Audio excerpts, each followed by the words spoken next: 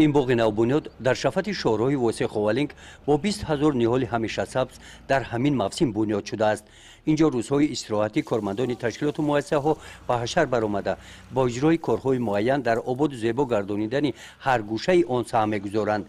این هفته با جلب حشرچیان در میدان باغ با استفاده از واسطه‌های نقلیاتی آبرسانی اداره خواجگی منزلی و کمونالی و کارمندان مقامات اجرایی حاکمیت دولتی ناحیه و شعبه معارف کارهای آبیاری نهال‌ها به راه مانده شدند. در یک گوشه دیگر با توصیه متخصصان بخش حفظ محیط زیست نهال‌ها به شکل درآورده شدند. کارمندان مؤسسه‌های تندرستی ناحیه بهر آباد و زیبا گردانیدن این گوشه تاجیکستانی محبوبمان در این حشر اشتراک ورزیده گرداگرد میدان باغ نهال شنانیدند. ما کارمندان مؤسسه کس مرکز سلامتی ناحیه وسه در این آبادانی اشتراک کردیم، درخت شنیدیم، خیلی با همراهی بچه‌ها اومدیم کمک رساندیم. همکارو خطی بله. چقدر درخت شنوندین؟ 100 نهال 100 بخ نهال شنوندیم همین روز.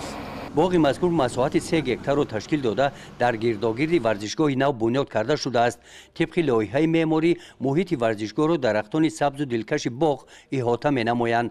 ورزشگاه نو در ناحیه واسه در دوره کارهای آبادانی و سازندگی به استقبال جشن 35 سالگی استقلال دولتی با پیشنهاد پیشوای ملت پرزیدنت جمهوری تاجیکستان محترم امامعلی رحمان راه اندازی گردیده رفت کارهای ساختمانی آن تحت توجه رهبر دولت و حکومت جمهوری قرار دارد. عین زمان در این انشاءات بعد به انجام رسی کارهای ساختمانی 20,000 جای نشست کارهای ساختمانی تخت و هموارکنی میدان فوتبال با صورت ادامه دارد. گزارش خواجه نظریف خدای نظر ظهوروف از ناحیه واسه برای برنامه اطلاعاتی نوید.